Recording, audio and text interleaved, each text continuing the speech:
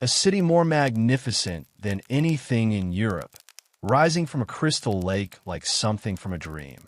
Floating gardens that seem to defy nature itself. Pyramids that scrape the sky. Engineering marvels that wouldn't be matched for centuries. Art so beautiful it takes your breath away. A civilization so advanced it makes medieval Europe look like a collection of mud huts. Sounds amazing, right? Here's the part they don't put in the travel brochures. This paradise was built on the systematic destruction of human beings. 1/3 of the population were slaves worked to death in conditions so brutal they make medieval serfdom look like a vacation. Children sold by starving families. War captives tortured for entertainment. Debt slaves ground into paste by an economic system designed to consume human lives like fuel. Every beautiful thing you've heard about the Aztec Empire is true. Every magnificent achievement actually happened. But so did the industrial-scale human suffering that made it all possible. This is the story they don't tell you. Not because it's not true, but because the truth is so horrible most people can't look at it directly. You think you could survive in this advanced civilization? Think again. Statistically, you'd be property. And property in the Aztec Empire had a life expectancy measured in months, not years. Welcome to paradise built on hell. Try to survive until sunset. Your nightmare. You're waking up now, and the first thing you notice is that something is terribly, horribly wrong. Your body feels different, weaker, smaller, wrapped in scratchy fabric that burns against skin that's already raw from malnutrition. Your stomach is a hollow cavern of pain, gnawing at itself because it's been empty for longer than you can remember. The air you're breathing tastes like death, thick with smoke, human waste, and the sweet stench of infected wounds. This isn't a dream you can wake up from. This is 1519, and you've just become property. Look around you. The magnificent city rising from the lake should be beautiful. Those towering pyramids, those impossible floating gardens, those stone causeways stretching across the water like the fingers of dead gods. But beauty is a luxury for people who matter, and you don't matter anymore. You're livestock that walks upright and thinks nothing more. The reality hits you like a club to the skull. You are a tlakali, a debt slave. Your family sold you to pay tribute they couldn't afford, and now you belong to someone else as surely as their sandals or their grinding stones. Your name doesn't matter. Your hopes don't matter. Your pain doesn't matter. You're a tool that breathes, and when you break, you'll be thrown away like any other broken tool. The lake stretches endlessly in every direction, but it's not the pristine paradise you might imagine. It's a cesspool of human waste, rotting fish, and industrial poison. The water that surrounds this floating city is slowly killing everything it touches, and you'll be working in it until it kills you too. The glittering surface reflects nothing but lies, promises of beauty that mask the horror of what lies beneath. 200,000 people call this place home, but 1/3 of them aren't people at all in the eyes of the law. They're slaves like you, war captives, debt slaves, children sold by desperate parents, criminals sentenced to a fate worse than death. You're part of a vast machine designed to consume human lives and turn them into profit for the people who matter. The causeway beneath your feet is packed with your fellow sufferers. Broken people carrying impossible loads, their spines curved under the weight of tribute they'll never benefit from. The man beside you might collapse at any moment, his body finally giving up after months of systematic abuse. When he does, his load will be distributed among the survivors, and his corpse will be cleared away like garbage. No one will remember his name. No one will mourn his passing. He'll simply be replaced. The woman behind you cradles something wrapped in blood-stained cloth. It might be a baby, but in this place, babies die so frequently that hope itself becomes a form of torture. 80% of slave children don't survive their first year. Their mothers learn not to love them too quickly, not to name them until they're sure they'll live to see their second birthday. Hope is a luxury you can't afford when hope leads to heartbreak every single day. The air itself is trying to kill you.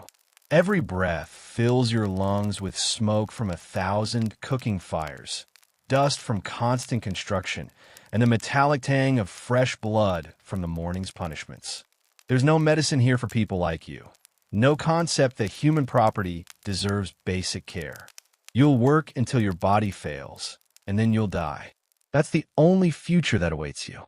But here's the most terrifying part, the sounds. Not drums and celebration, but the constant background noise of systematic human destruction. Children crying from hunger they'll never escape. Adults coughing up blood from lungs destroyed by toxic dust. The crack of obsidian whips cutting through flesh. The wet sound of bodies hitting stone. And underneath it all, the low murmur of thousands of people who know they're going to die here, praying to gods who demand their suffering. You've been assigned to the Chinampas, those famous floating gardens that everyone praises as agricultural miracles. What they don't tell you is that you'll be standing waist-deep in contaminated water for 14 hours a day, your skin absorbing toxins that will slowly poison your organs. The miracle is built on human waste and maintained by human sacrifice. You'll grow food you'll never taste, creating abundance for people who view your death as an acceptable business expense. The social hierarchy here isn't just unfair. It's designed to extract maximum value from your suffering before discarding you.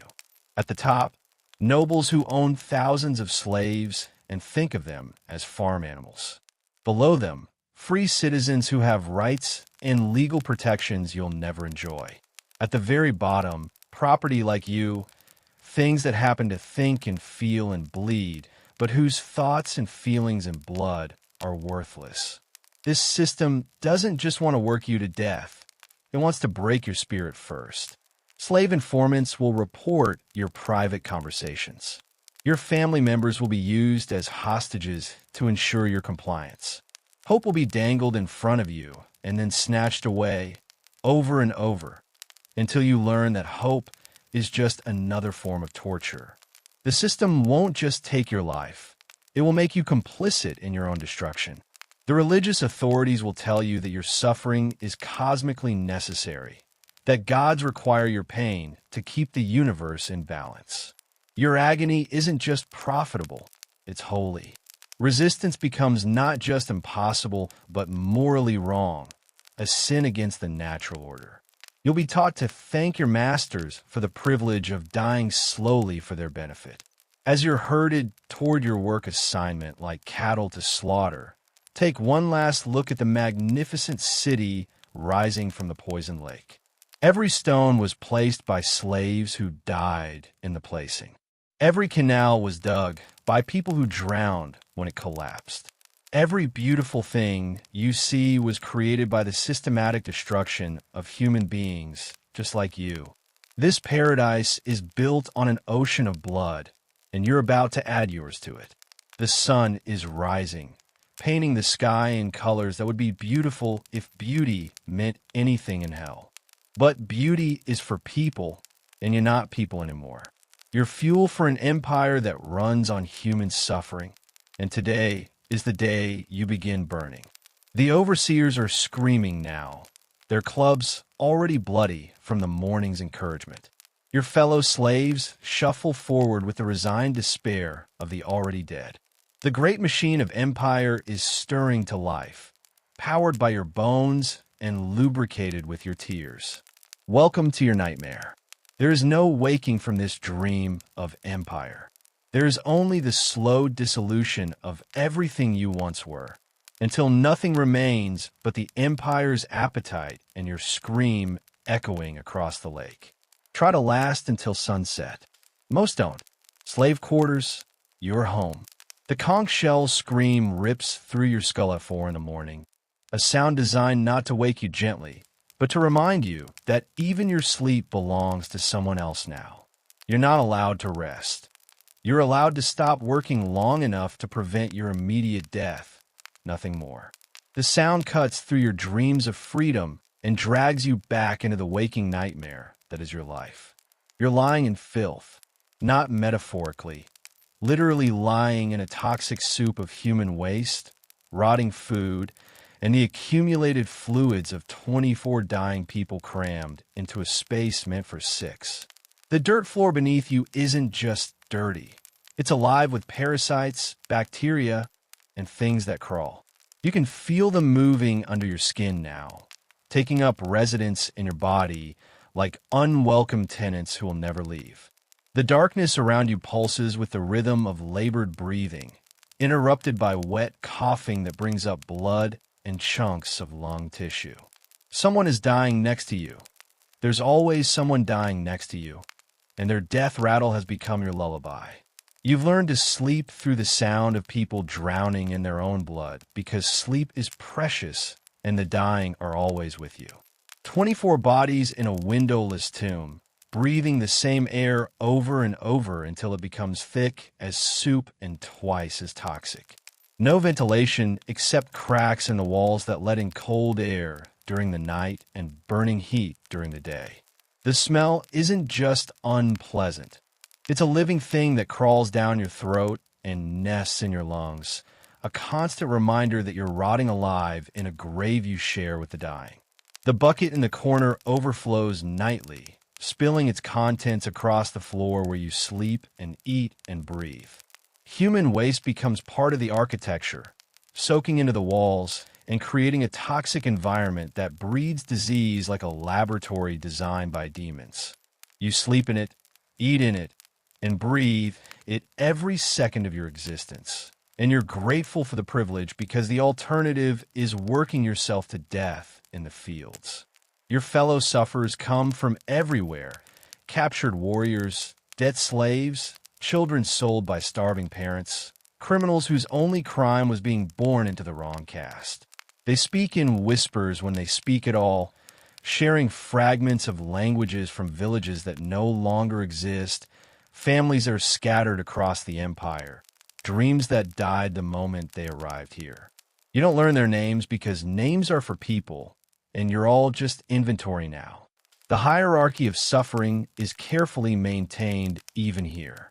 House slaves look down on field slaves, as if the house slaves' slightly slower death makes them superior. Newcomers are treated with suspicion by the survivors, as if hope might be contagious, and hope is the cruelest torture of all. Different ethnic groups are housed together deliberately, ensuring that language barriers prevent communication and cultural differences prevent solidarity.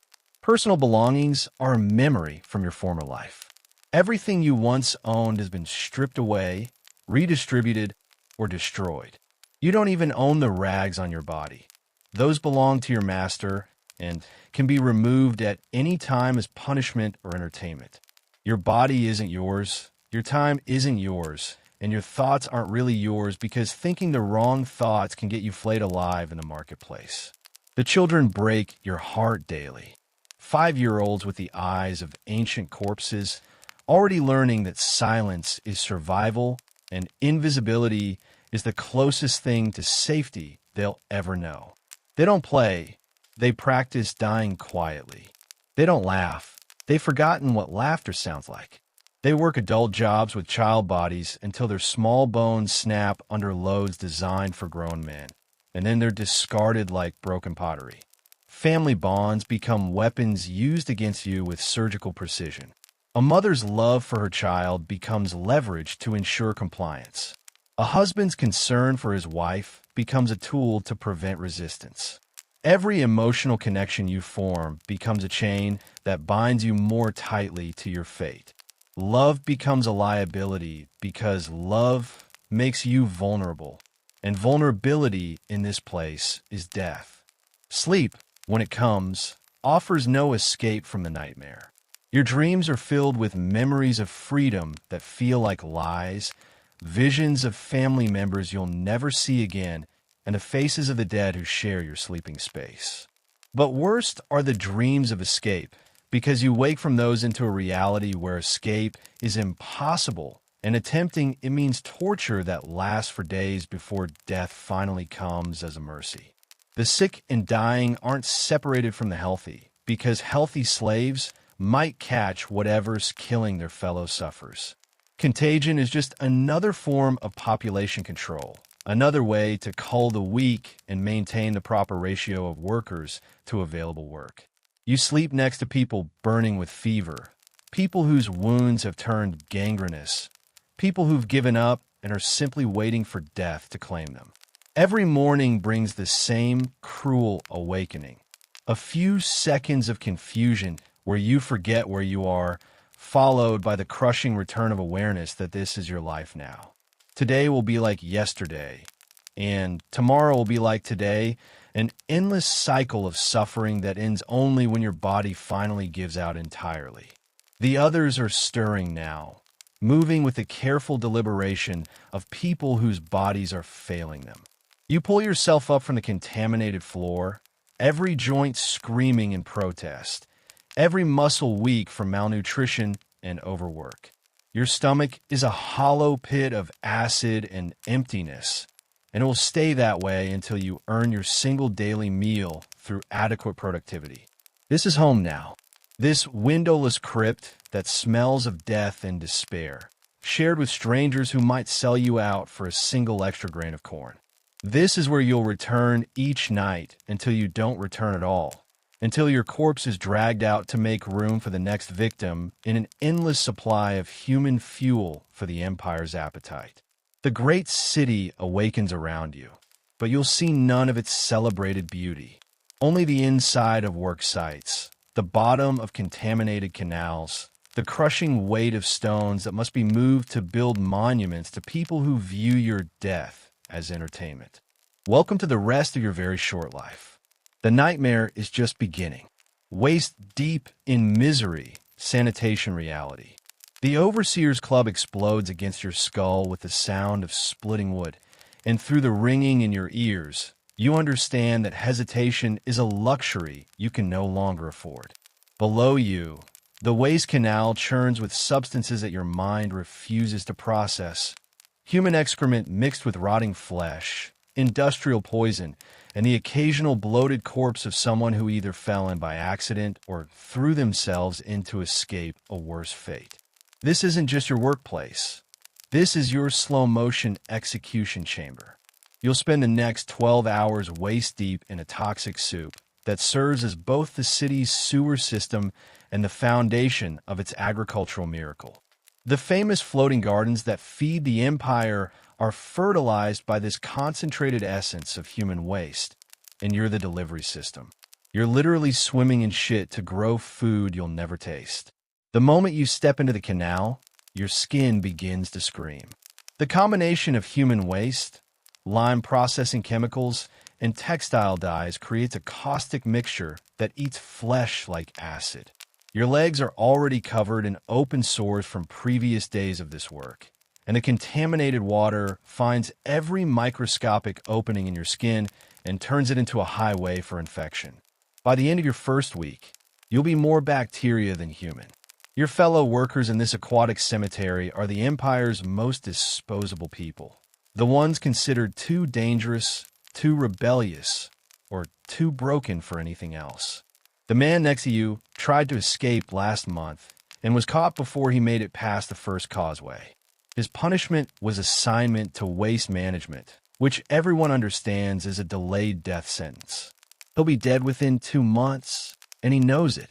You can see the acceptance in his eyes as he mechanically pushes his shovel through the brown water, already practicing being a corpse. The woman across the canal has been here longer than anyone can remember. Her skin has taken on the grayish-green color of pond scum, and open sores cover her arms and legs like a living map of decay. She doesn't speak anymore. The chemicals have either damaged her throat or she's simply given up on communication with the living. She works with the steady rhythm of the already dead, her movements mechanical and purposeless, a human machine running down to its inevitable breakdown. Children work these canals too, their small bodies perfect for crawling through drainage pipes to clear blockages. They emerge covered in substances that burn their skin and blind their eyes, coughing up blood and chunks of tissue that used to be their lungs. The mortality rate among child waste workers approaches 100% within 6 months. Their bodies simply dissolve from the inside out, and they die knowing that their suffering purchased someone else's abundance. The health effects aren't gradual. They're immediate and cumulative and absolutely fatal. Your eyes burn constantly, tears streaming down your face in a futile attempt to flush out toxins that are already eating through your corneas. Within days, you develop respiratory problems that progress rapidly toward total lung collapse. Blood in your sputum becomes blood in your vomit, becomes blood in your urine, becomes blood everywhere as your organs shut down in sequence. Your digestive system becomes a war zone the moment you start this work. You can't avoid swallowing contaminated water as you labor, and your stomach becomes a breeding ground for bacteria, parasites, and chemicals that compete to see which will kill you first. Dysentery is the least of your problems.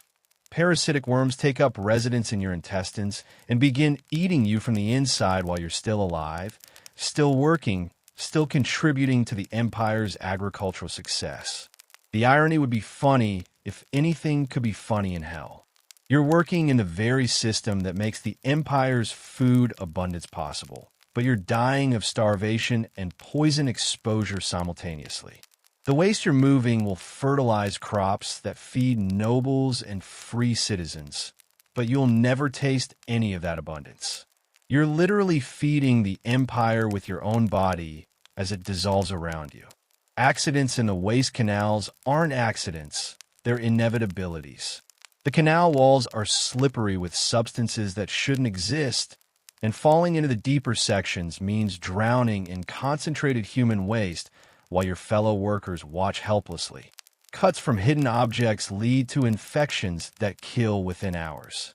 Chemical burns from particularly toxic waste deposits eat through skin and muscle down to the bone, leaving you screaming and blind while still expected to meet your daily productivity quotas. The psychological destruction is as methodical as the physical decay. Working in human waste strips away every shred of dignity you might have retained, every fragment of self-respect. You become intimately familiar with the most private functions of thousands of strangers, breathing in their most shameful secrets until the boundary between yourself and the waste begins to dissolve. Some workers lose their sanity entirely, talking to hallucinations and attacking phantoms that only they can see. Women face additional torments specifically designed to exploit their biology. Menstrual cycles become medical emergencies when you're working in contaminated water with open wounds. Pregnancy in these conditions is always fatal. The toxic exposure causes miscarriages so violent they often kill the mother as well. Female slaves assigned to waste work are being slowly murdered, and everyone knows it, and no one cares because they're replaceable. The contamination follows you everywhere. You work in waste all day, then return to slave quarters where you contaminate everyone around you. There's no way to wash, no clean clothes to change into, no separation between work and living space. You become a walking plague vector, spreading disease and death wherever you go, a human weapon of biological warfare turned against your own people. At the end of each day, you climb out of the canal covered in substances that make you dangerous to be near. Other slaves avoid you not from cruelty, but from the basic survival instinct that recognizes a vector of death. You've become a hazard to human health, a living reminder of how completely the empire can strip away your humanity. This is your life now, standing waist-deep in the concentrated waste of 200,000 people, slowly poisoning yourself to maintain the agricultural system that feeds everyone except you. Your body is dissolving, your mind is fragmenting, and your death is approaching with the mathematical certainty of a chemical equation. But you keep working because stopping means dying faster, and some part of you isn't ready to surrender completely. Not yet. The Empire hasn't killed you yet. And until it does, you'll keep moving that shovel through the toxic water, contributing to the system that's consuming you one cell at a time. Try not to drown in the shit. Starvation rations, your food.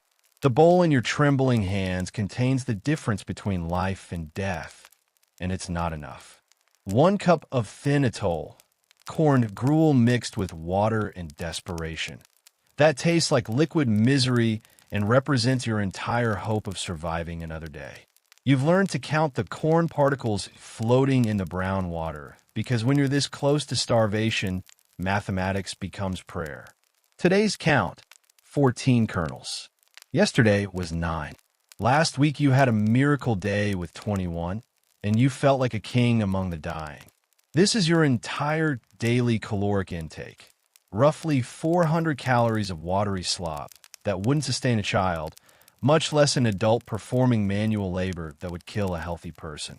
Your body needs 2,000 calories a day just to maintain basic functions, but you're getting less than a quarter of that while working yourself to death in conditions that would challenge a machine.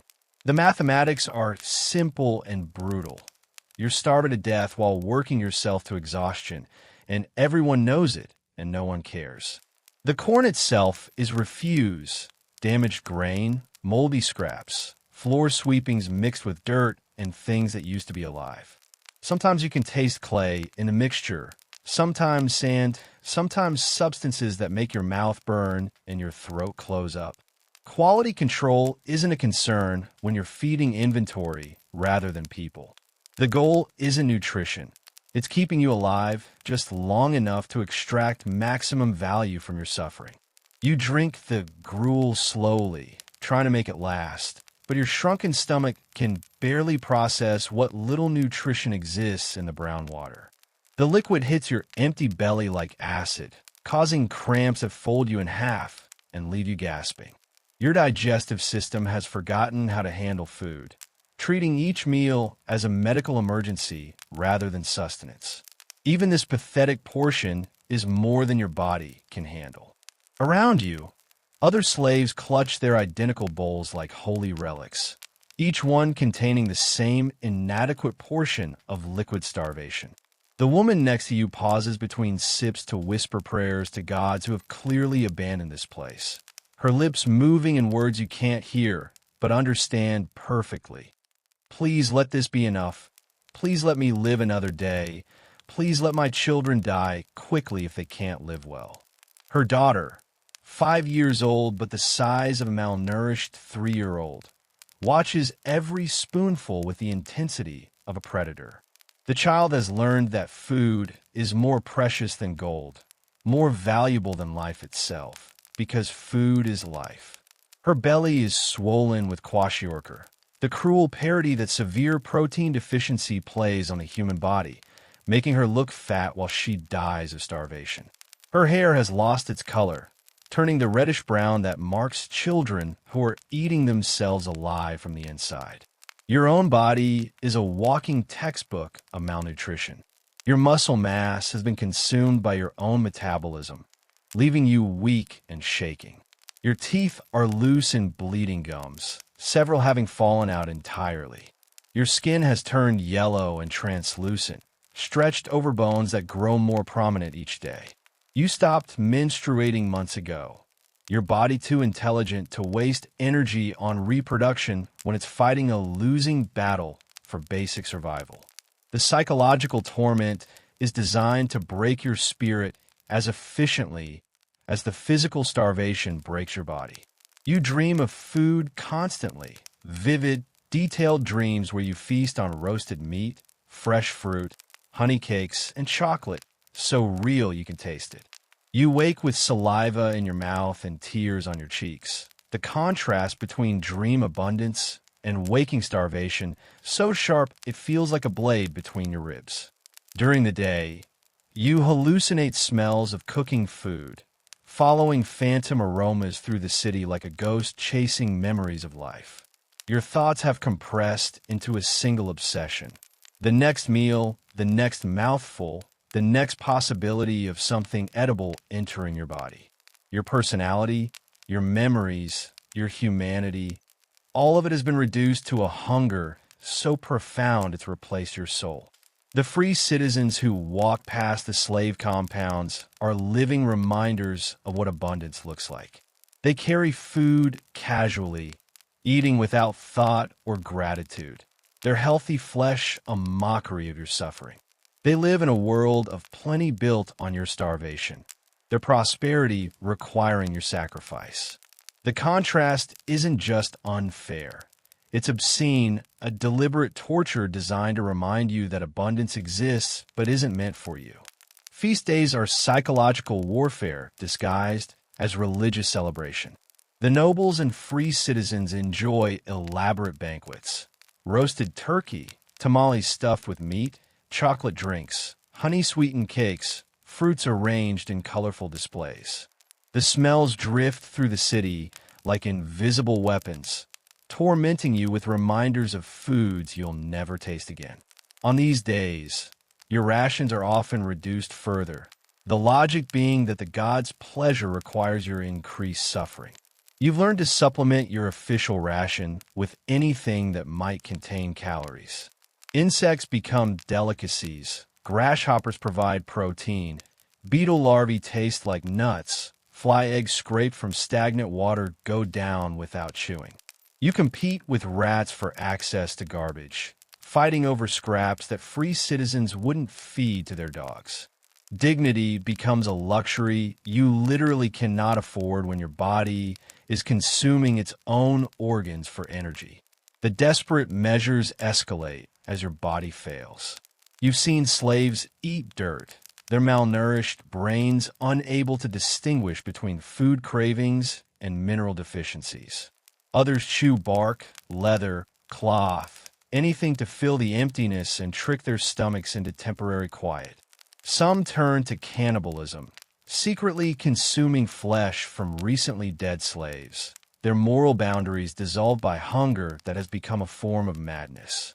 Pregnant women face the ultimate cruelty. Their bodies demand additional nutrition for the growing child, but their rations remain the same. Most pregnancies end in miscarriage as the mother's starved body chooses its own survival over the fetus. Those babies who do survive to birth are born severely underweight, already damaged by prenatal starvation, destined for short lives of malnutrition and early death. Children's hunger is the most heartbreaking because they haven't learned to hide their suffering. They cry constantly from stomach pain, but their cries grow weaker each day as starvation saps their energy for even basic expressions of distress.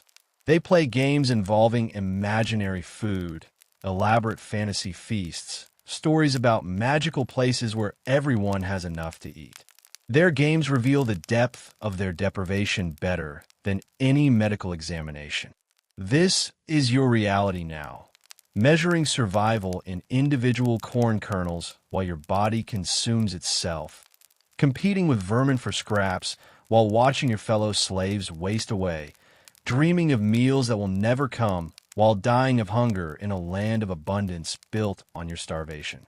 You are being murdered by the absence of food, killed by the systematic withholding of the very sustenance that surrounds you, but remains forever beyond your reach.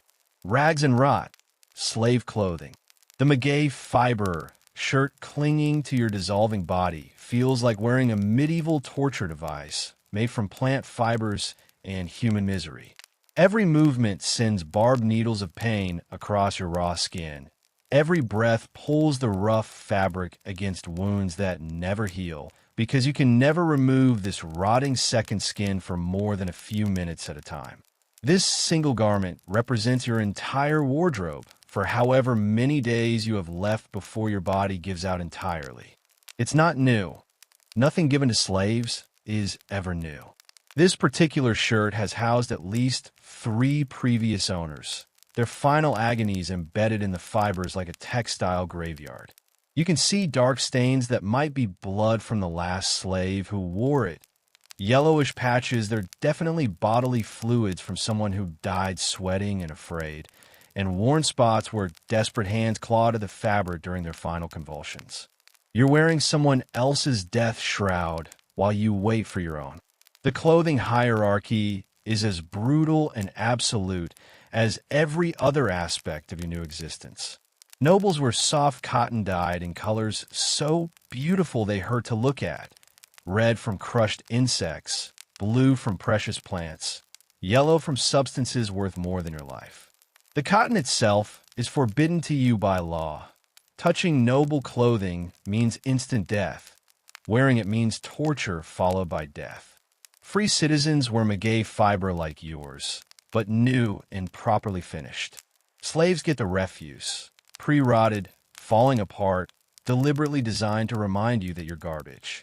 Your shirt is held together by hope, desperation, and the accumulated grime of multiple corpses. The seams have separated in crucial places, exposing your skin to sun that burns like fire and cold that cuts like knives. You tried to repair it using plant fibers twisted into makeshift thread, but your fingers are too damaged from labor to manage delicate work, and there's no time allocated for maintaining your own flesh prison. The fit is a special kind of torture designed by someone who understands that discomfort can be weaponized. The previous owner was either much larger or much smaller than you, creating a garment that cuts off circulation in some places and hangs loose enough to catch on tools and obstacles in others. The armholes chafe against infected wounds, creating new sources of pain with every movement. The length is deliberately wrong. Either so short it exposes you to mockery and punishment, or so long it interferes with work and marks you for additional beatings. Color is another mark of your status as subhuman property. The maguey fiber has been left in its natural brownish-gray state, deliberately ugly, and marking you as disposable from a distance. Any attempt to decorate or personalize your clothing would be seen as rebellion deserving of creative punishment. Even cleaning the garment too thoroughly could be interpreted as vanity, as forgetting your place in the hierarchy of suffering. Laundry is another exercise in futility and degradation. You scrub the shirt against rocks in contaminated water, the same channels where you work and defecate and die. There's no soap because soap is for people, and you're not people anymore. You use sand that cuts your hands and volcanic pumice that tears both fabric and flesh, creating new wounds while failing to clean the accumulated filth of multiple deaths. The wet clothing never dries in the toxic environment of the slave quarters. Hanging it means exposing it to other people's bodily fluids, insects that lay eggs in the fabric, and diseases that jump from corpse to corpse looking for new hosts. Wearing it damp means constant skin irritation, fungal infections that eat you alive, and the kind of persistent dampness that breeds respiratory problems that kill slowly and painfully. Seasonal changes aren't accommodated because accommodating slaves would suggest they deserve consideration. This single shirt must serve in winter cold that freezes your blood and summer heat that cooks your brain. The maguey fiber provides no insulation against temperatures that kill and traps heat during weather that would be survivable if you could remove the fabric prison that encases your dying flesh. The psychological impact cuts deeper than the physical discomfort. Your appearance marks you as something less than human in the eyes of everyone who matters. Children point and laugh at your degradation. Adults look through you as if you don't exist, their eyes sliding past your suffering without recognition. Your clothing becomes a barrier to human acknowledgement, a uniform that announces your worthlessness to anyone who sees you. Personal grooming becomes impossible when you own nothing but the rags slowly dissolving off your body. No combs, no clean water, no privacy for basic hygiene. Your hair becomes a matted nest for insects and parasites. Your skin accumulates layers of contamination that mark you as a walking disease vector. You begin to smell like an extension of your work environment. Waste, decay, and the sweet stench of infected wounds. Body modifications that once marked your cultural identity become sources of additional suffering. Ear piercings provide handholds for punishment, ways for overseers to inflict extra pain during routine beatings. Tattoos from your previous life mark you as coming from somewhere else, someone else, making you a target for additional cruelty. Everything that once made you unique now makes you vulnerable. The fabric deteriorates faster than human flesh, which is saying something in your current circumstances. Daily labor in caustic environments, constant exposure to substances that eat through organic matter, and the simple stress of housing a dying body cause the fibers to break down rapidly. Holes appear and expand, seams separate entirely. Whole sections disintegrate and fall away. You become increasingly exposed while receiving no replacement until your clothing literally ceases to exist. Other slaves in worse condition provide a preview of your immediate future. Those who've survived longer wear clothing that barely qualifies as fabric, strings and patches held together by habit, providing no coverage and no protection from anything. Some work completely naked, their clothing having dissolved entirely, their exposed skin showing the full impact of environmental damage and systematic abuse. Women's clothing offers even less protection because women's suffering is considered entertainment. The simple shift provides no support for bodies breaking down under physical demands, no accommodation for biological functions, no protection during the sexual assaults that are considered recreational activities for free men.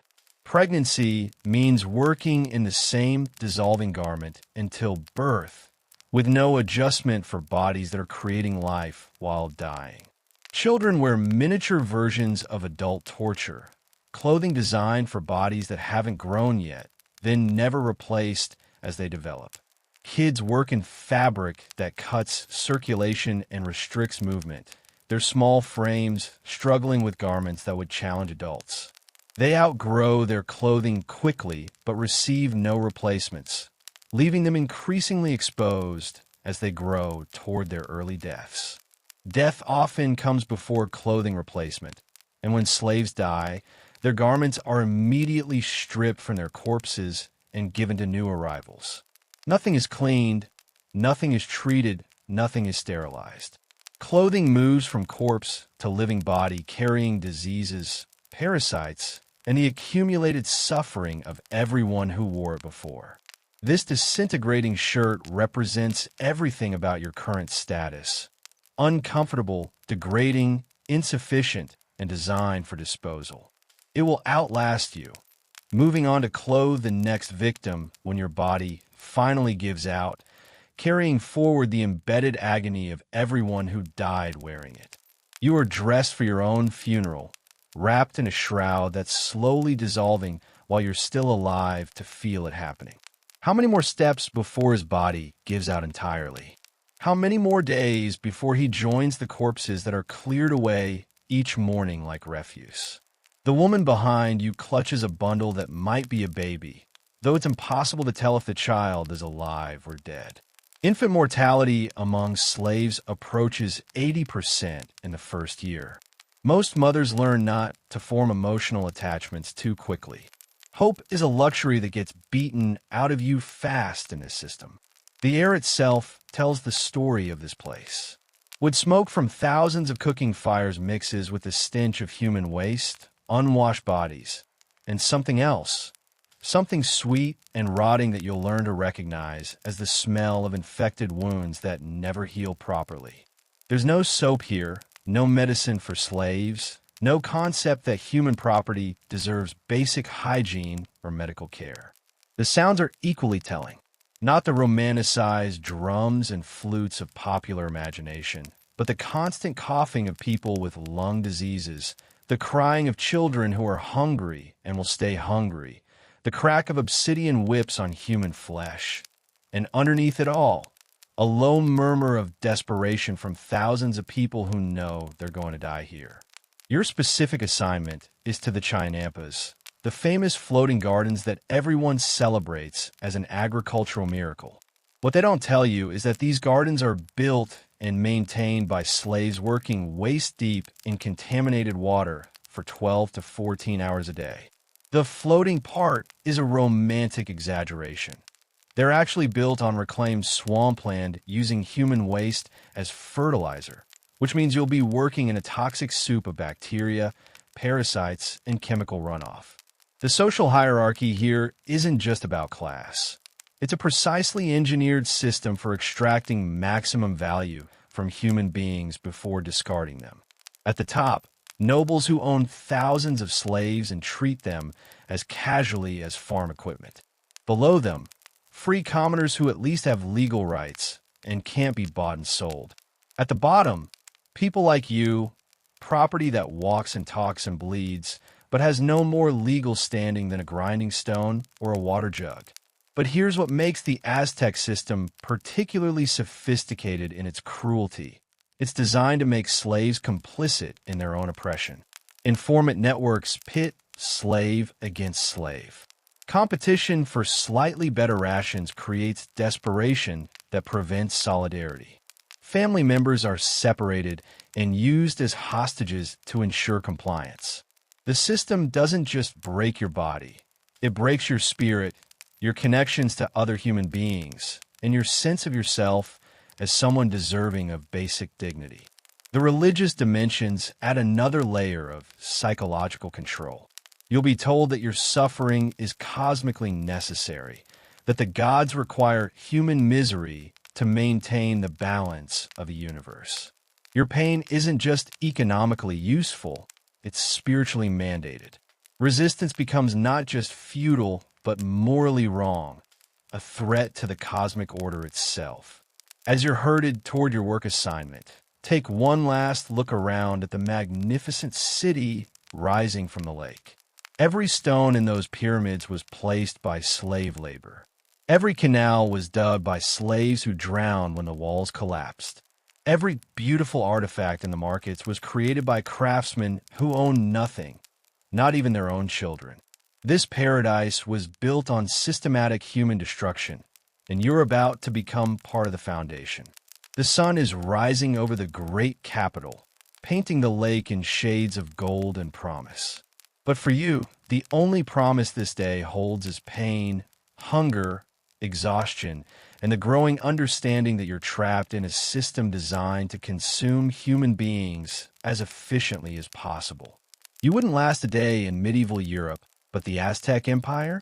You're going to wish you were dead long before you actually die. The overseers are shouting now, clubs raised, ready to begin another day of extracting human life to fuel imperial glory. Your fellow slaves are shuffling into motion, their faces blank with the resigned despair of people who've learned that hope is just another form of torture. The great machines of agriculture, construction, and craft production are stirring to life, powered by human bones and lubricated with human blood. Try to survive until sunset. Rotting alive, health and dental nightmare.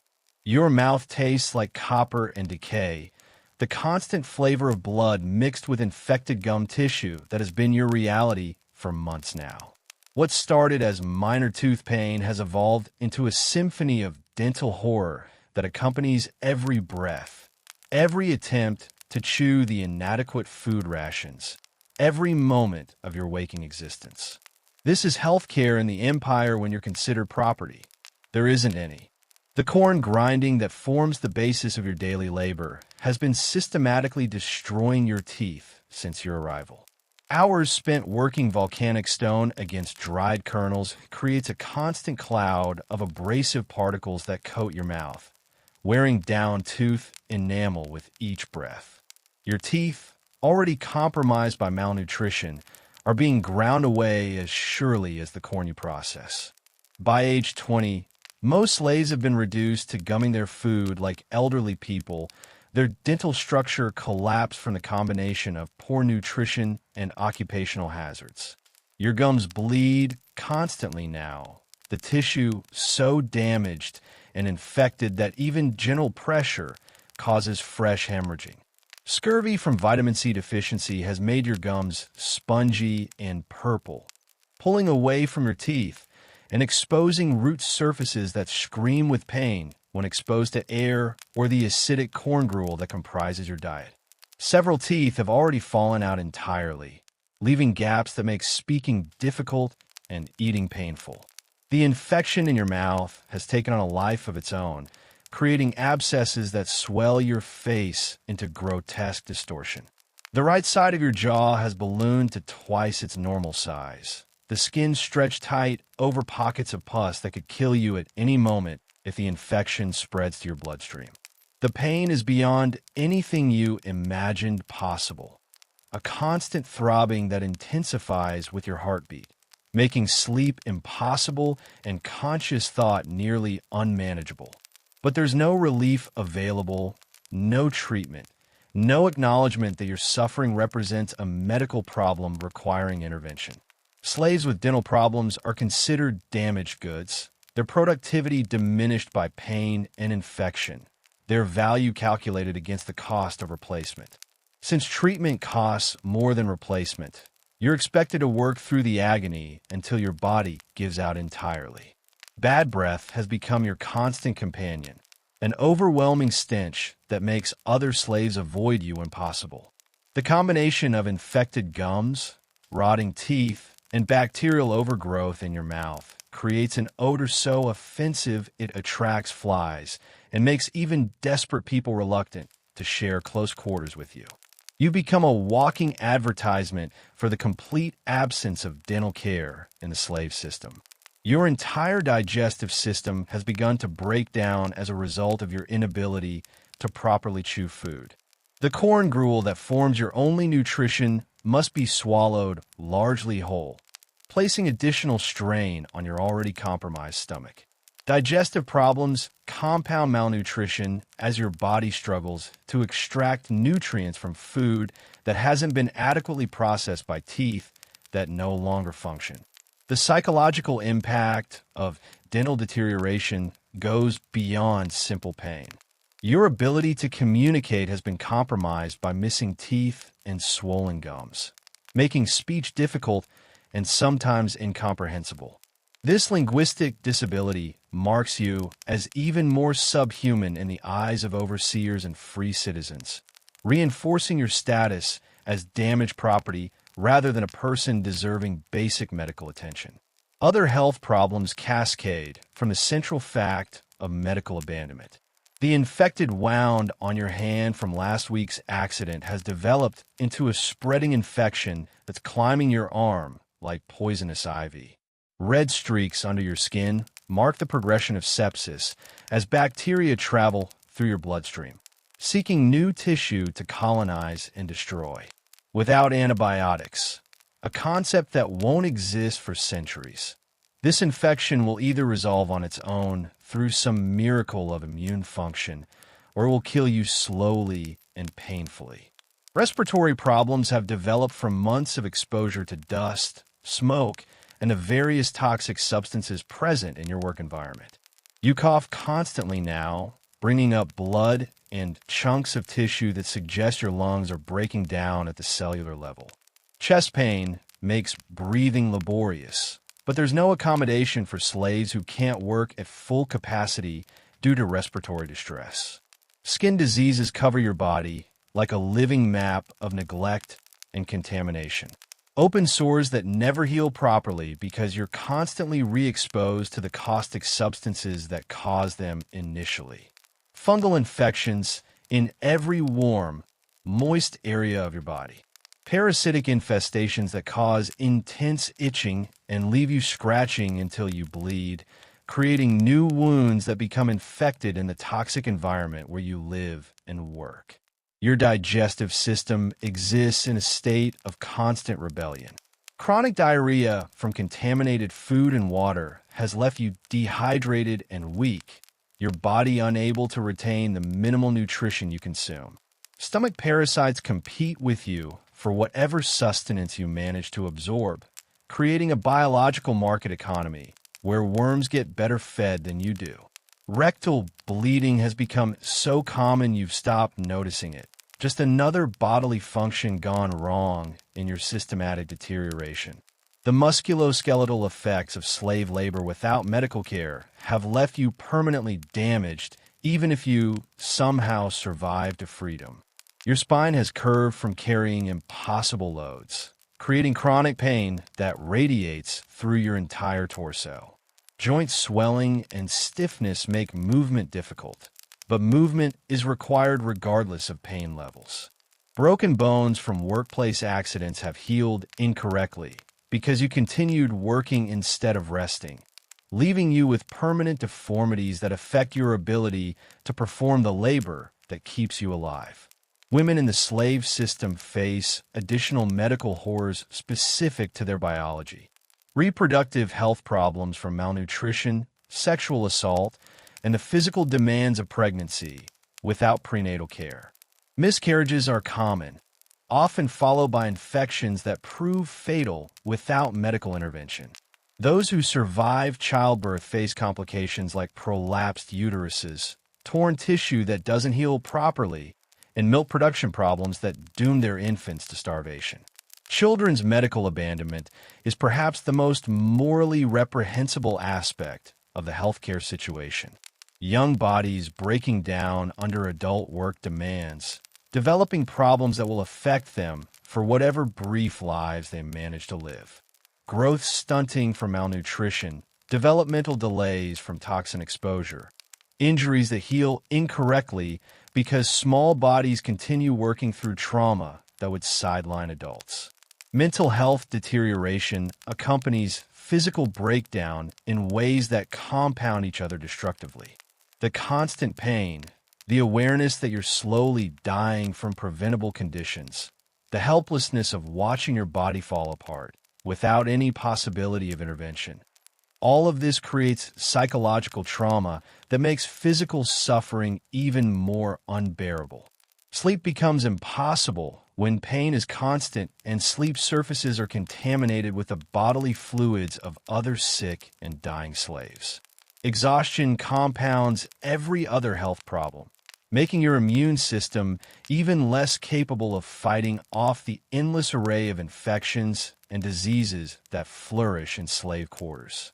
You begin to understand why some slaves simply give up and die, not from any single catastrophic illness, but from the accumulated weight of untreated conditions that make continued existence an exercise in enduring torture. When every bodily function has been compromised by neglect and abuse, when pain becomes the only constant in your existence, when your own flesh has become an enemy that's consuming you from within, death stops being something to fight and becomes something to welcome. Your body is not healing. It's not maintaining itself. It's slowly dissolving under the combined assault of malnutrition, toxic exposure, physical trauma, and complete medical abandonment. You are rotting alive, experiencing your own decomposition while still breathing, still conscious, still forced to work through the biological catastrophe that your life has become. This is healthcare for slaves in the empire. Watching yourself die slowly while remaining productive until your final breath, receiving no treatment, no sympathy, no acknowledgement that your suffering represents a problem requiring solution rather than an inevitable cost of doing business with human property. Labor until death, your job. The obsidian blade slices through your palm as you lose your grip on the grinding stone, and immediately you understand that this accident might cost you more than blood. In the slave labor system of the empire, injury doesn't mean recovery time or medical attention. It means reduced productivity, which means reduced rations, which means an accelerated death spiral from a system already designed to consume you efficiently. Your job description is elegantly simple. Work until you collapse, then keep working until you die. There are no shifts, no breaks, no weekends, no concept that human beings might need rest or recovery time. You begin at dawn and continue until darkness makes further labor impossible, performing tasks that break down your body systematically while producing wealth for people who view your death as an acceptable business expense. The Chinampa work, those famous floating gardens that everyone celebrates as an agricultural miracle, requires you to stand waist-deep in contaminated water for 12 to 14 hours daily. The floating gardens are actually built on reclaimed swampland, fertilized with human waste, and maintained by slaves whose bodies absorb toxins through every pore. You plant, weed, and harvest crops that will feed free citizens while you slowly starve. Your own nutrition sacrifice to maintain productivity levels that someone else has calculated as optimal for profit maximization. The physical demands are calculated to extract maximum value from your body before it breaks down completely. Carrying 100-pound loads of produce across unstable walkways in the Chinampas, your spine compressing with each step, your joints screaming from the repetitive stress of movements that no human body was designed to perform continuously. The loads get heavier as you get weaker, because productivity quotas remain constant while your physical capacity diminishes through malnutrition and accumulated injury. Construction work represents another level of occupational nightmare entirely. Moving limestone blocks for temple construction without machinery, using only ropes, wooden levers, and human power coordinated through shouted commands and the constant threat of violence. The stones weigh hundreds of pounds each, requiring teams of slaves working in perfect synchronization to avoid crushing accidents that kill multiple workers simultaneously. Safety equipment doesn't exist because slave lives are cheaper than safety measures. Working at height on pyramid construction means one slip equals death, but the work continues regardless of weather conditions, equipment failures, or the accumulating exhaustion that makes accidents inevitable. You've watched slaves fall from scaffolding, their bodies breaking against stone with sounds that echo through your nightmares. The corpses are removed immediately to avoid disrupting work schedules, and their positions are filled by the next available bodies in an endless supply chain of human suffering. Stone quarry work combines the worst elements of every other slave assignment. Dangerous working conditions, toxic dust exposure, heavy lifting, and the constant possibility of cave-ins that bury workers alive. The limestone dust coats your lungs, creating respiratory damage that progresses steadily toward fatal lung disease. Quarry slaves have a life expectancy measured in months rather than years, their bodies breaking down rapidly under conditions that would be considered criminally negligent in any functional society. Your hands have become tools shaped by constant use and abuse. Calluses cover every surface that contacts work implements, but underneath the thick skin, bones have begun to deform from repetitive stress. Your fingers curve permanently around the shapes of grinding stones, shovels, and carrying straps. Joint damage has progressed to the point where straightening your hands completely causes severe pain, but gripping tools requires strength that your damaged muscles can barely provide. The work quotas are deliberately impossible, ensuring that everyone fails regularly and can be punished for insufficient productivity. Daily requirements calculated not for human capacity, but for maximum extraction of value before death. You're expected to process specific quantities of corn, move predetermined amounts of stone, or complete construction tasks that would challenge healthy, well-fed workers. Your malnutrition, injuries, and exhaustion are not considered valid reasons for failing to meet targets that were designed to be unachievable. Workplace accidents receive no medical attention or work adjustment. Cuts from obsidian tools that slice through flesh more easily than modern surgical instruments, but with no antiseptic treatment or wound care afterward. Broken bones from construction accidents that are set improperly because work must continue immediately. Burns from lime processing that eat through skin down to muscle and bone, leaving permanent disabilities that nonetheless don't excuse you from full productivity expectations. The overseer system ensures that no moment of labor goes unmonitored or unpunished. Free citizens whose only job is extracting maximum work from slave bodies through whatever combination of violence and psychological manipulation proves most effective. They carry weapons, clubs, whips, obsidian edge paddles, and use them frequently enough to maintain an atmosphere of constant fear. The most productive overseers, those who achieve the highest output from their assigned slaves, receive bonuses paid for with your blood and exhaustion.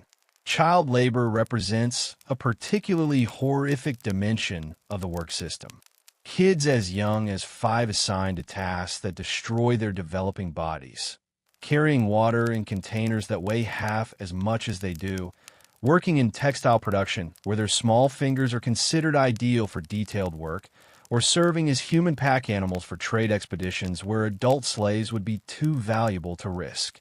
Women's work assignments often combine regular labor with sexual availability, creating additional layers of exploitation and trauma.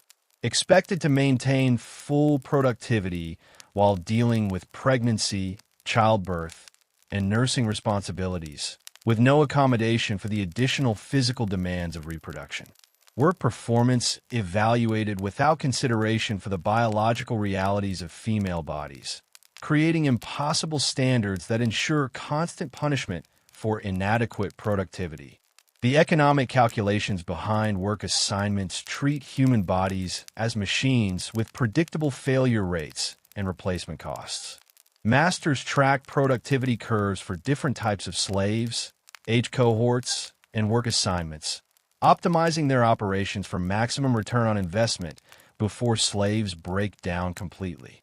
Your death is built into their business model as a predictable expense offset by the value extracted during your productive period. Seasonal work variations create additional hardships as labor demands intensify during planting and harvest periods. 16-hour workdays become 18-hour marathons, with reduced food rations justified by the temporary nature of increased demands. But temporary becomes permanent, and the extra hours of labor accelerate the physical breakdown that kills you months earlier than the already abbreviated life expectancy of slave workers. This is your job, destroying your own body for someone else's profit until the destruction is complete and they can dispose of your corpse and replace you with fresh human machinery. You're being worked to death with mathematical precision by people who have calculated exactly how much value they can extract before you break down completely. Climate and environment. The altitude hits you like a physical blow every morning when you try to stand up from your dirt floor sleeping spot. The great capital sits at 7,350 feet above sea level, high enough that the thin air leaves you gasping during any physical exertion, but you're expected to perform backbreaking labor for 14 hours a day, regardless of how much oxygen your blood can carry. Every breath delivers 25% less oxygen to muscles that are already deteriorating from malnutrition and overwork. Your body never adapts to the altitude because adaptation requires adequate nutrition and rest. Luxuries reserved for people, not property. Instead, you exist in constant oxygen deprivation that compounds every other health problem. Headaches are your constant companion. Vision blurs regularly, and cognitive function declines as your brain starves for oxygen. The work becomes even more dangerous when altitude sickness affects your coordination, making you clumsy around tools that can kill you instantly. UV radiation at this elevation burns through your skin like fire, causing severe damage within hours of exposure. Your work assignments keep you outside regardless of weather conditions, and your skin has taken on the leathery appearance of someone decades older, aged prematurely by solar radiation that burns faster than your malnourished body can repair.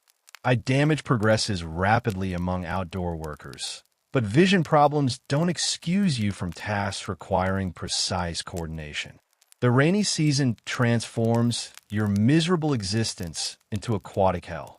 Torrential downpours flood the slave quarters regularly, turning dirt floors into toxic mud composed of human waste and industrial runoff.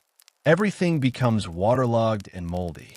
Your single garment never dries, creating constant skin irritation and fungal infections that spread through your body like living rot. Work continues throughout storms because productivity quotas don't adjust for weather. You labor in driving rain that makes construction exponentially more dangerous. Dry season brings different but equally brutal challenges. Temperature swings from near-freezing nights to scorching days, with no clothing adequate for either extreme. Your Maguey fiber shirt provides no insulation against cold that can kill, but traps heat dangerously during scorching afternoons. Hypothermia and heat stroke become daily risks you navigate without protective equipment. The dust during dry season is omnipresent and toxic. Particles from construction, agriculture, and disturbed earth create choking clouds that coat everything. Your lungs accumulate layers of dust and volcanic ash that cause progressive respiratory damage. Coughing becomes constant, often bringing up blood as lung tissue breaks down from breathing contaminated air. Lake Texcoco itself represents an environmental hazard of extraordinary dimensions. The lake's salinity makes it undrinkable, but it's also contaminated with human waste, industrial runoff, and corpses. Working in the Chinampas means constant exposure through skin contact and inhalation of toxic mist. Chemical burns from salt and industrial waste create wounds that never heal because you're re-exposed daily. Earthquakes regularly destroy slave housing and kill workers, but reconstruction begins immediately with no pause for recovery.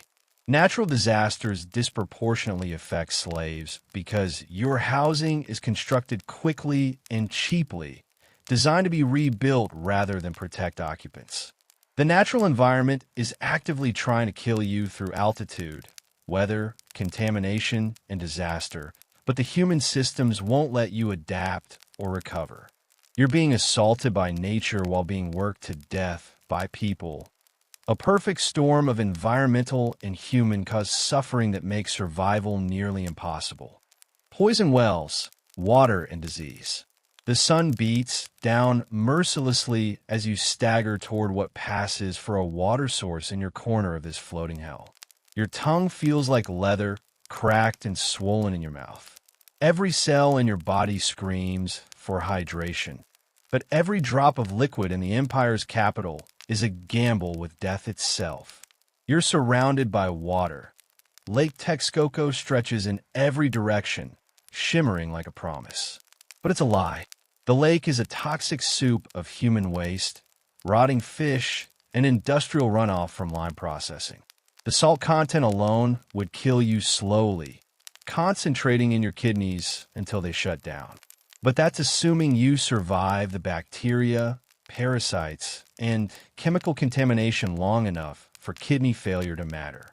Your daily water ration arrives in a cracked clay pot. The liquid inside is brown, with mysterious floating particles you've learned not to examine. It smells like sulfur and decay, with a metallic tang that coats your throat. This isn't water, it's desperation in liquid form. The overseer counts each sip.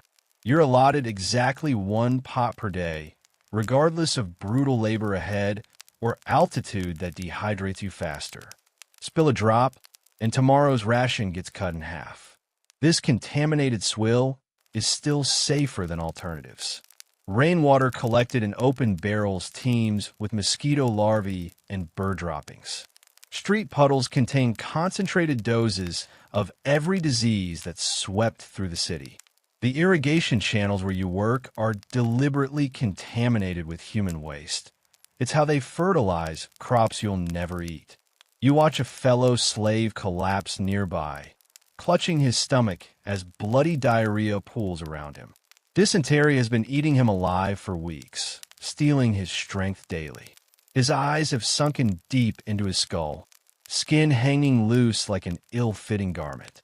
Tomorrow, maybe today, he'll be dead. His water ration will be redistributed among survivors, watered down further to stretch the supply. Children suffer worst of all. Their smaller bodies dehydrate faster, developing immune systems overwhelmed by bacterial assault. You've seen toddlers die of thirst while sitting next to the very lake that surrounds this cursed city. Their mothers, dry-eyed from dehydration, can only watch as babies' lips crack and bleed, tiny voices growing weaker with each plea for water. Working in contaminated chinampas means absorbing toxins through every pore. Chemical burns from lime, processing open wounds in your skin, providing highways for infection to enter your bloodstream. Your lungs fill with contaminated mist, eyes water, and burn from industrial pollution. You've learned to recognize waterborne death stages. First comes stomach cramping, urgent diarrhea that leaves you weak and empty. Then fever, burning through your body while chills rack your frame. Your urine turns dark, then stops entirely as kidneys give up. Hallucinations follow, sometimes mercy, sometimes new torture as your dying brain conjures visions of clear, cool streams. The irony is breathtaking in its cruelty. This city is an engineering marvel, with sophisticated aqueducts bringing fresh water from mountain springs directly to noble districts. The same civilization that can move water across dozens of miles has decided slaves don't deserve access. The technology exists to save your life. It's flowing over your head in stone channels, clean and pure and completely beyond your reach. At night, you lie on dirt floors listening to water everywhere except where you need it most. Lake waves against causeways, dripping condensation from aqueducts above. Nobles bathing in fresh water meters away from where you're dying of thirst. In the heart of this lake-bound empire, even the water wants you dead. No doctors for the dying, medical horrors. The obsidian blade slices deep into your palm as you lose grip on the grinding stone, and immediately you know this seemingly minor accident might be your death sentence. Blood flows freely, mixing with corn flour you've been grinding for 14 hours straight. But there will be no doctor, no medicine, no treatment of any kind. You are property, and damaged property gets discarded, not repaired. This is healthcare in the empire when you're born into the wrong caste. There isn't any. While nobles enjoy trained physicians with knowledge of hundreds of medicinal plants, surgical procedures, and diagnostic techniques, slaves receive something that can hardly be called medical care. You get to die slowly while remaining productive, or die quickly if you can't work anymore.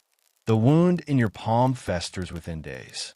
Edges turn angry red, then black. Pus oozes between your fingers, and red streaks climb up your arm like poisonous vines. You recognize the signs. You've watched dozens of other slaves die from similar infections. The smell tells the story, sweet and rotten, the perfume of flesh eating itself. But you continue working because stopping means dying faster. The infection spreads through your bloodstream, while daily labor quotas remain unchanged. You grind corn with your good hand while your infected one swells to grotesque proportions. Fever comes next, leaving you shaking and delirious, but still expected to meet production targets. Other slaves give you wider berth now, not from cruelty, but from experience. They know infection spreads, and nursing the sick is both forbidden and futile. Self-preservation trumps compassion when compassion is illegal. You become an island of disease, working alone while your body consumes itself. You've seen how this ends. Slave quarters are littered with the dying, pushed into corners to expire quietly while the healthy continue working. No one checks on them. No one brings water or food. Death is a private affair, conducted in public view, but ignored by necessity. Corpses are dragged away each morning like refuse, cleared out to make room for the daily grind of survival. Children die with particular cruelty in this system. Their smaller bodies succumb faster to illness, but their suffering lasts just as long. You watch a 6-year-old girl waste away from dysentery, her tiny frame racked with bloody diarrhea, cries becoming weaker until they stop entirely. Her mother continues weaving beside the small corpse, not from callousness, but because grieving is a luxury that gets you killed. Women face their own medical nightmare. Childbirth without assistance is often a death sentence, but assistance comes only if the master believes the mother or child might be valuable. Most slave women give birth alone, often while working, sometimes right into the dirt of fields. The lucky ones survive. The unlucky ones die, slowly from infection or bleeding. Your infected hand has begun to smell like death itself. The odor follows you everywhere, a constant reminder of your approaching end. You've become a walking corpse, still forced to contribute labor until your final breath. Pain has become your constant companion, a living thing that grows stronger each day. It starts in your hand but spreads everywhere, as if your entire nervous system is on fire. You continue because stopping means acknowledging you're dying, and that acknowledgement somehow makes it more real. In the great capital of the lake, healing is for humans, and you're no longer considered human enough to save. Hunger Games, food as weapon. Your stomach has stopped growling. That's the dangerous sign. Your body has given up expecting food and started consuming itself instead.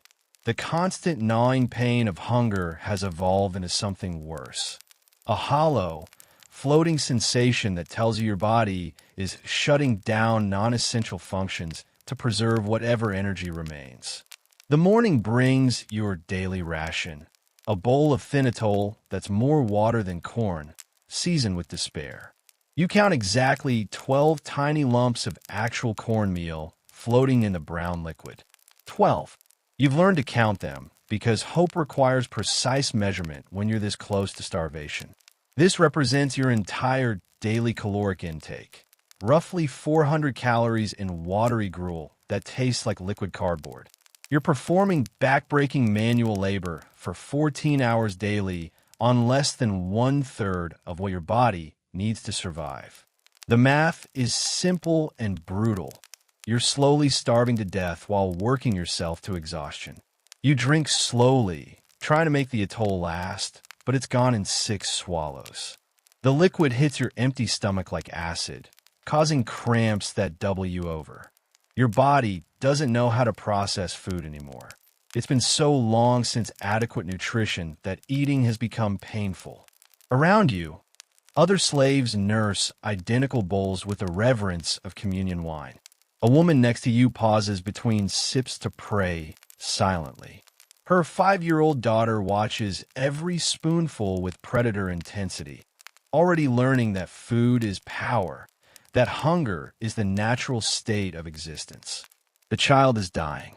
You can see in how her hair has lost its color, turning reddish from malnutrition. Her belly is swollen with kwashiorkor, the cruel joke that severe protein deficiency plays on the human body, creating the illusion of fullness while muscles waste away to nothing. She hasn't grown in 2 years, stunted permanently by chronic starvation. Your own body tells the story of prolonged hunger. Muscle mass has wasted away, leaving you weak and shaky. Teeth are loose in bleeding gums, several having fallen out from scurvy. Your skin has taken on a yellow, waxy appearance, stretched tight over bones that grow more prominent each day. The psychological effects are almost worse than physical ones. You dream about food constantly, vivid, torturous dreams where you feast on meat and chocolate, only to wake to empty stomach reality. During the day, you hallucinate cooking smells, following phantom aromas that lead nowhere. Your thoughts have narrowed to single obsession: the next meal, the next mouthful, the next possibility of sustenance. Feast days are particularly cruel, designed to torment you with smells and sights of abundance you'll never taste. Religious celebrations bring elaborate banquets for nobles: roasted turkey, chocolate drinks, honey cakes, fresh fruit. The aromas drift through the city like invisible torture, reminding you that abundance exists but isn't meant for you. You've learned to supplement your ration with anything remotely edible. Insects become delicacies, grasshoppers crunch for protein, beetle larvae savored like nuts.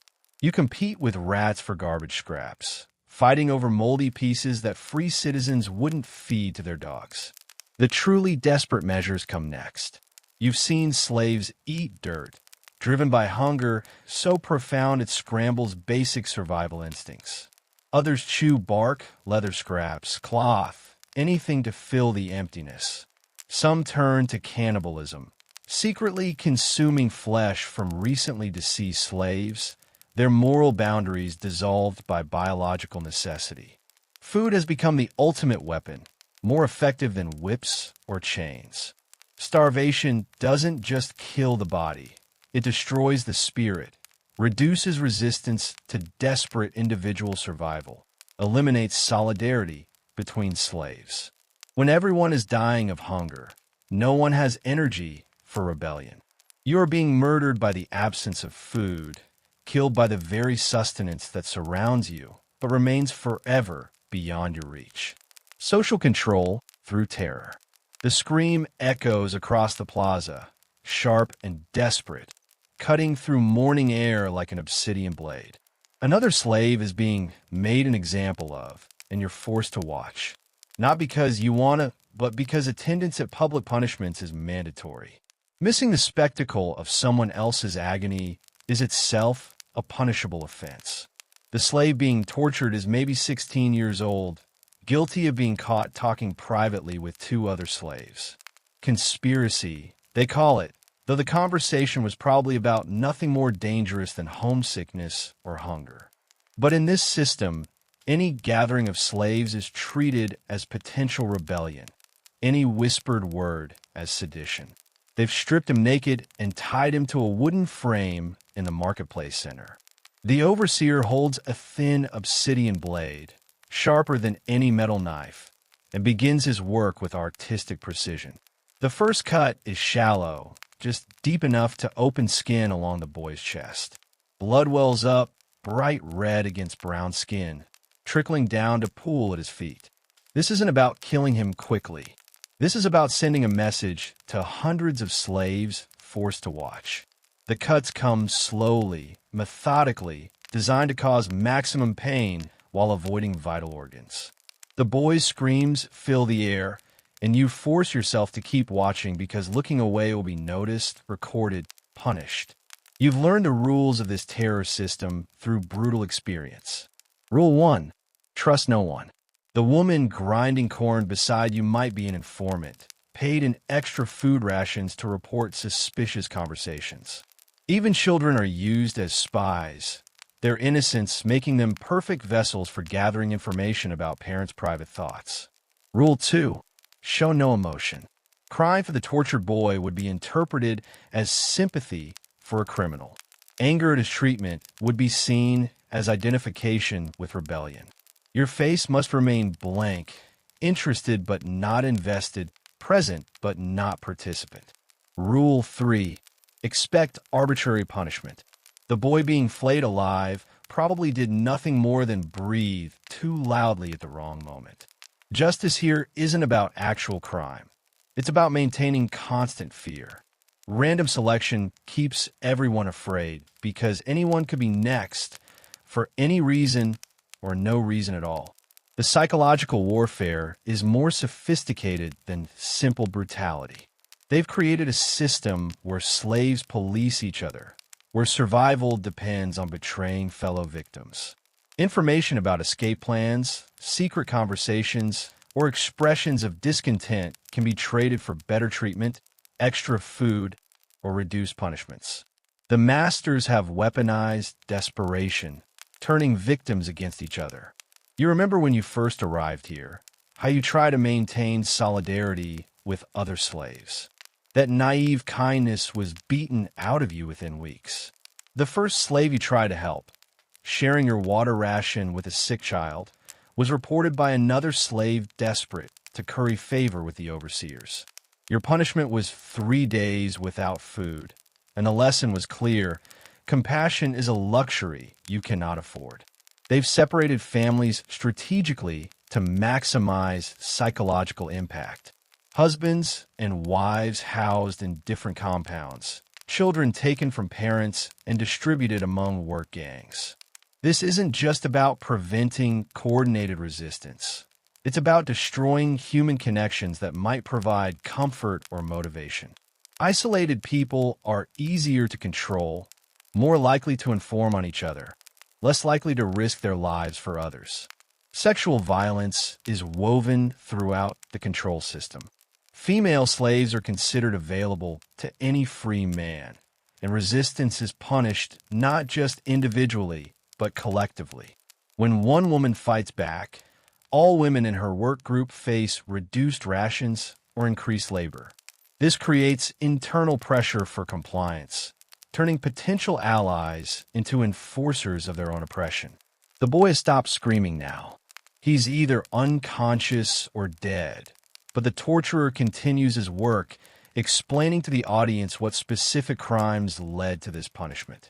The crimes are vague and could apply to anyone, showing insufficient enthusiasm for work, displaying sullen attitude, failing to demonstrate proper gratitude for food rations. Children are brought to observe these horrors, their young minds being programmed to understand consequences of disobedience. They're questioned afterward about what they learned. The correct answers involve expressions of gratitude for master's mercy and promises of perfect obedience. As the demonstration concludes and the crowd is dismissed to return to work, you carry with you the image of that flayed body, the sound of those desperate screams. They're meant to echo in your mind during every moment of potential rebellion, every thought of resistance or escape. You return to your grinding stone with the lesson carved into your memory. Survive by surrendering everything that makes survival worthwhile. Women and children, the most vulnerable. She's 12 years old, maybe 13. It's hard to tell with malnutrition stunting her growth when they drag her screaming from the women's quarters to the overseer's compound. Her mother reaches out desperately, but other slaves hold her back. They know interfering will only result in two tragedies instead of one. And they've learned that survival sometimes means watching the world burn while doing nothing to stop it. The girl's crime is existing in a female body in a system designed to consume female flesh.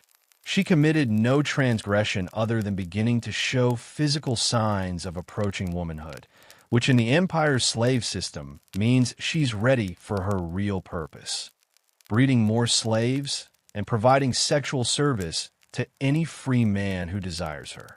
You've watched this scene play out dozens of times. The girls who don't survive their first sexual assault.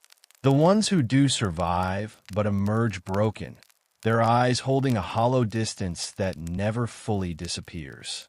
The pregnant children, their small bodies straining to accommodate biological demands of reproduction they're nowhere near ready for. The mothers who die in childbirth at 15, their bones still growing while trying to birth the next generation of property. The women's quarters are a special kind of hell, where gender amplifies every other horror of slavery. You sleep packed together like cargo, but the closeness offers no comfort because trust is a luxury none of you can afford. Every woman is a potential informant, every friendship a possible betrayal waiting to happen. Menstruation becomes another form of punishment in this system. There are no rags, no moss, no accommodation for monthly bleeding that marks you as female and therefore different. You work while blood runs down your legs, the staining marking you for additional harassment and humiliation. The smell attracts insects and draws overseer attention, who see it as another opportunity for degradation. Pregnancy here isn't celebration of new life. It's countdown to probable death. You've seen the statistics written in bodies around you. More than half of pregnant slave women die in childbirth or from complications. There's no prenatal care, no adjustment to work loads, no additional food for the growing life inside you. You work at the same brutal pace until your water breaks, often giving birth right in the fields where you labor. The children who survive birth face their own unique horrors. Babies born to slave mothers belong to the master immediately, their tiny lives already calculated in terms of future productivity. Most don't survive their first year. Malnutrition, disease, and neglect claim them before they can become economically valuable. You watch a 6-year-old girl grinding corn beside her mother, her small hands already bleeding from the rough volcanic stone. She works with the grim determination of someone 3 times her age, understanding instinctively that survival depends on productivity. There's no play in her life, no childhood games or laughter. She's learned to be silent, invisible, useful, the trinity of skills that might keep her alive until adulthood. Adult women face sexual violence as a daily expectation, not exceptional trauma. Free men consider slave women available for any purpose, and resistance brings punishment not just to the individual, but to all women in her work group. This collective punishment system ensures that women police each other's compliance, becoming unwilling enforcers of their own oppression. The breeding programs are perhaps the most dehumanizing aspect of female slavery. Healthy women are forced to reproduce regardless of their wishes, their partners chosen based on desired physical characteristics and offspring. Pregnancy becomes mandatory, childbirth a job requirement. Women who fail to conceive are sold to more dangerous work assignments, their value diminished by reproductive failure. Sexual violence against children is normalized to a degree that would be unthinkable in any functional society. Girls as young as 10 or 11 are considered fair game for adult men, their prepubescent bodies damaged in ways that often prove fatal. In the empire's slave system, being born female means being born to suffer in ways specifically designed to exploit your gender. You are not just property. You are reproductive property, sexual property, expendable property whose value is calculated entirely in terms of what others can extract from your body. Justice and punishment, the terror system. The trial lasts exactly as long as it takes the overseer to read the accusation. This slave was observed hoarding food. The evidence is a single moldy tortilla fragment found hidden in your sleeping area. Food so spoiled that even desperate hunger couldn't make it palatable, but hoarding nonetheless in the eyes of imperial justice. You stand naked before the tribunal, not by choice, but because clothing is considered unnecessary for property awaiting punishment. The stones beneath your feet are still wet with blood from yesterday's proceedings, and your bare soles stick slightly with each shift of weight. The morning sun beats down on your exposed skin, but the heat you feel isn't from celestial fire. It's from the burning certainty that you're about to experience something that will either kill you or make you wish it had. The judge doesn't look at you while reading the sentence. You're already dead to him, a problem to be solved rather than a person to be judged. 50 lashes with the obsidian whip, followed by salt rubbing, followed by exposure in the sun, without water for 2 days. The crowd gathered to witness your punishment includes other slaves, but their presence isn't voluntary. Attendance at punishments is mandatory for your work group, part of the educational process that keeps everyone in line. They watch with carefully neutral expressions of people who understand that showing sympathy for the condemned can make them the next day's entertainment. The whip itself is a masterpiece of calculated cruelty. Leather strips embedded with sharp obsidian flakes that cut as they strike, designed to flay skin without causing immediately fatal damage. The first lash across your back feels like being touched by lightning, pain so intense it temporarily blinds you. By the 10th lash, your back is ribboned with cuts that burn like molten metal. By the 20th, you're screaming sounds you didn't know your throat could make. But the obsidian whip is just the beginning. The salt comes next, rubbed into every wound by hands that show no tremor of hesitation. Rock salt, coarse and contaminated, ground into cuts already infected by filthy obsidian. The pain explodes beyond anything your nervous system was designed to process.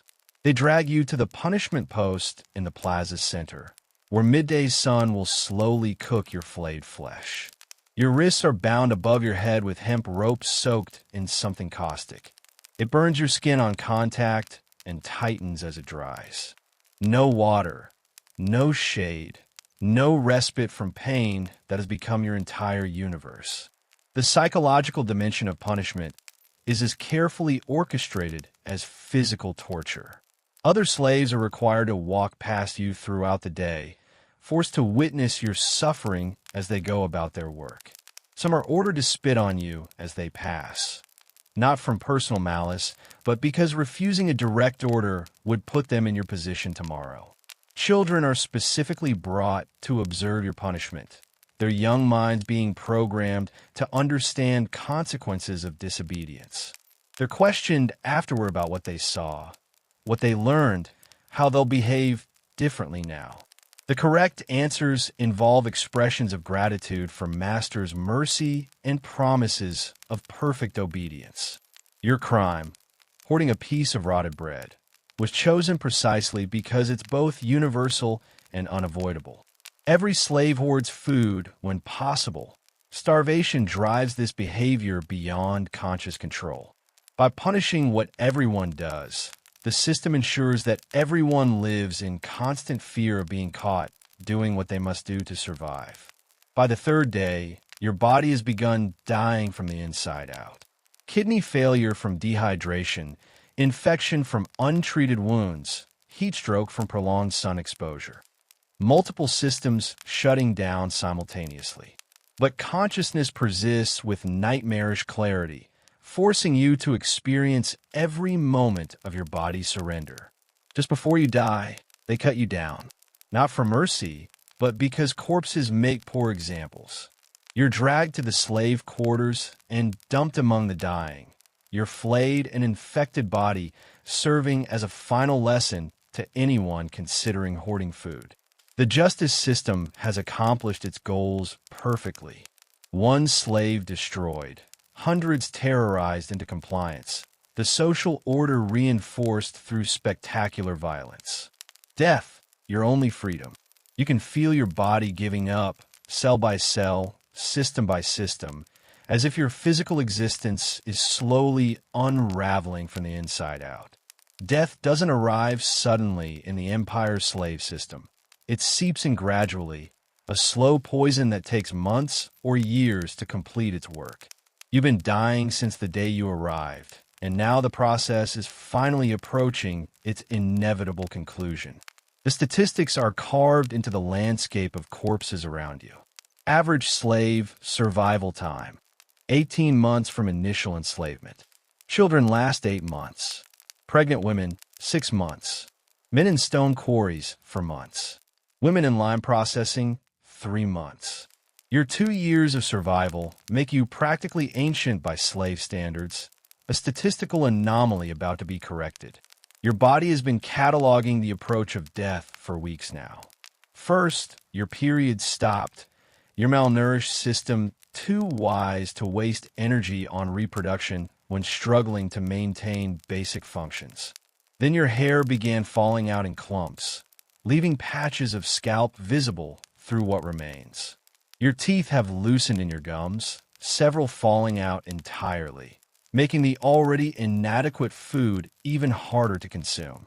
The infected wounds from your recent punishment have begun to smell like death itself, a sweet, rotten odor that follows you everywhere and marks you as one of the dying. Other slaves avoid you now, not from cruelty, but from practical understanding that associating with the dying can make you a target for similar treatment. You've watched so many others die that you recognize the stages with clinical precision.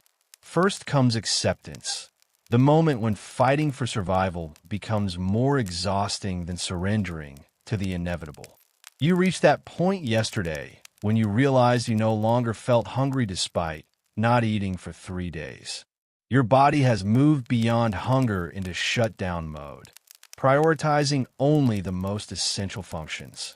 The dying area where they've moved you is a corner of the slave quarters where those too sick to work wait for death. No medical care, no comfort measures, just a space to expire quietly without disrupting the productivity of healthy slaves. Bodies are removed each morning like garbage, dragged away by other slaves who understand they're looking at their own future. A child lies next to you, maybe 7 years old, her breathing shallow and rapid. Kwashiorkor has swollen her belly while her limbs have wasted to sticks, creating the grotesque parody of health that severe malnutrition produces. She hasn't spoken in days, her energy too depleted for communication. Her mother died 2 weeks ago, and since then she's been alone with her starvation. Your own mind drifts in and out of clarity as your brain struggles with inadequate oxygen and nutrition. Sometimes you're 8 years old again, playing in your village before the slave raiders came. Sometimes you're in conversations with family members who died years ago, their presence more real than the dying slaves around you. The hallucinations are often preferable to reality, offering brief escapes from pain that has become your constant companion. Breathing has become a conscious effort rather than automatic function. Each inhalation requires deliberate intention. Each exhalation a small surrender. You count breaths now instead of days, measuring your remaining existence in increasingly precious moments. But there's a strange peace in approaching death when life has offered nothing but suffering.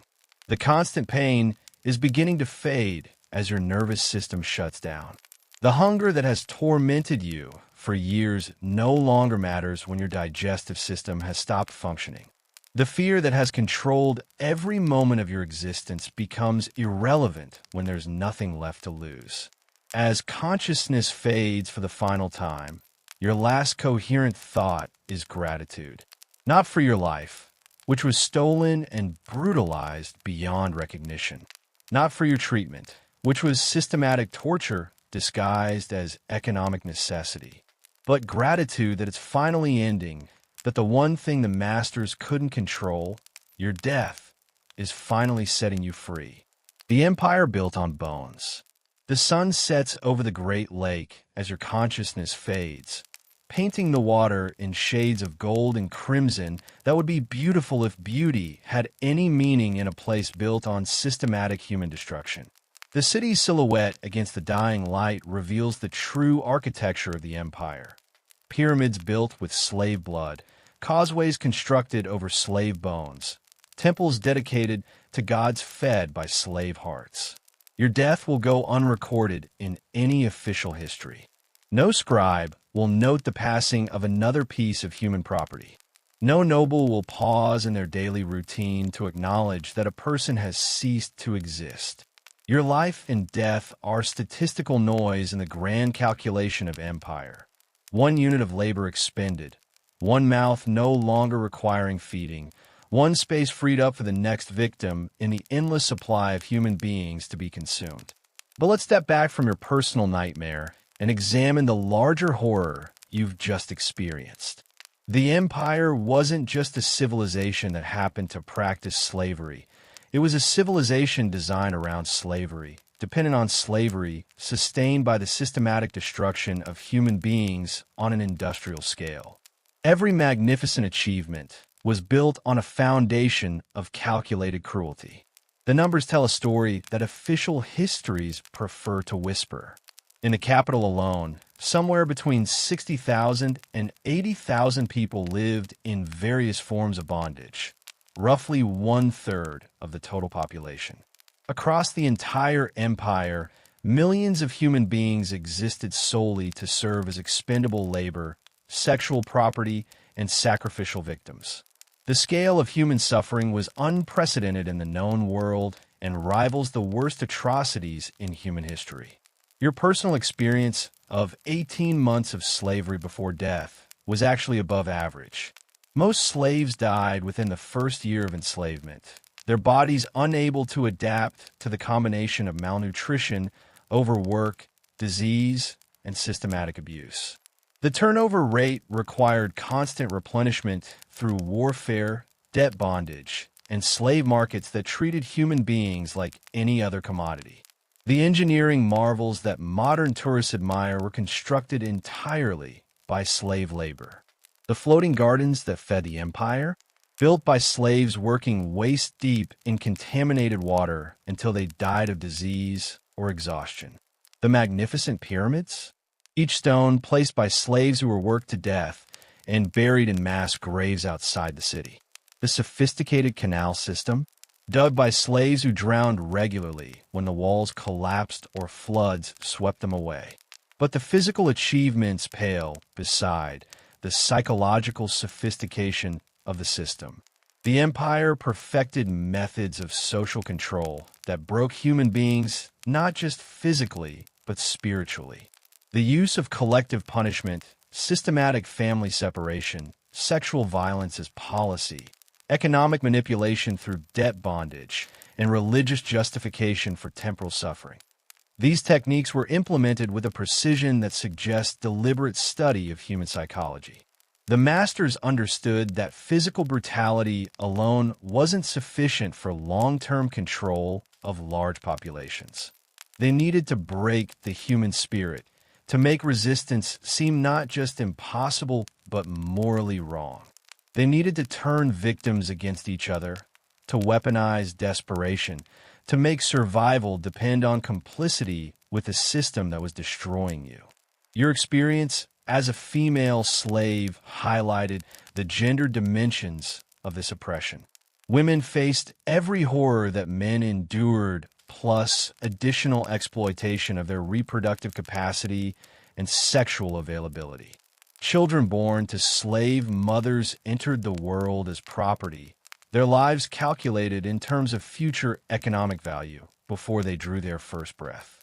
The systematic rape and forced breeding created trauma that extended across generations. The children in the slave system represent perhaps the greatest moral catastrophe of the empire. Tens of thousands of young human beings were worked to death before reaching adulthood, their potential for growth, learning, and contribution eliminated by a system that valued immediate productivity over human development. Those who survived to adulthood were permanently damaged, physically stunted, psychologically broken, culturally severed from their origins. Yet somehow, impossibly, human dignity survived even in this system designed to eliminate it. Slaves maintained fragments of culture, shared what little they had with each other, provided comfort to the dying, and preserved memories of lives before enslavement. These small acts of resistance and humanity don't redeem the system, but they remind us that even under the worst conditions, human beings retain some capacity for goodness. When Spanish conquistadors arrived in 1519, they found a civilization that surpassed European cities in size, sophistication, and organizational complexity. But they also found a system of human oppression that shocked even 16th century Europeans accustomed to their own forms of brutality. The Spanish didn't destroy the slave system out of moral objection. They replaced it with their own version, often using the same administrative structures and control mechanisms. The fall of the empire came not from internal rebellion. The system of terror and control had made large-scale resistance nearly impossible, but from external forces that the empire couldn't adapt to quickly enough. Disease, technology, and political miscalculation combined to bring down a system that had seemed unshakable from within. Your death in the slave quarters of the lake-bound capital was not just a personal tragedy, but a representative example of how civilizations can achieve greatness through systematic evil. The empire created beauty, knowledge, and architectural wonders, but it did so by consuming human beings like raw materials, discarding lives like waste products, and treating entire populations as expendable resources. The magnificent ruins that remain today are memorials not just to imperial achievement, but to the millions of people like you who died to make those achievements possible. Every stone tells a story of human suffering. Every artifact, represents lives cut short by systematic brutality. Every tourist photo captures shadows of ghosts who died building the empire that modern people admire. Tonight, when you turn on clean water, take medicine for pain, eat safe food, and sleep in a comfortable bed, remember that these simple privileges were beyond the reach of millions of people who lived and died as slaves in one of history's most advanced civilizations. Your comfort exists because other people fought and died for the idea that human beings have inherent worth regardless of their economic value. The difference between you and a slave in the empire isn't moral superiority. It's historical accident and the accumulated progress of people who refuse to accept that human suffering was an inevitable cost of civilization. That progress remains fragile, requiring constant vigilance to prevent the return of systems that treat human beings as disposable resources in the pursuit of someone else's version of greatness. Remember the forgotten, honor the discarded, learn from the consumed, and never let anyone convince you that human suffering is an acceptable price for someone else's paradise.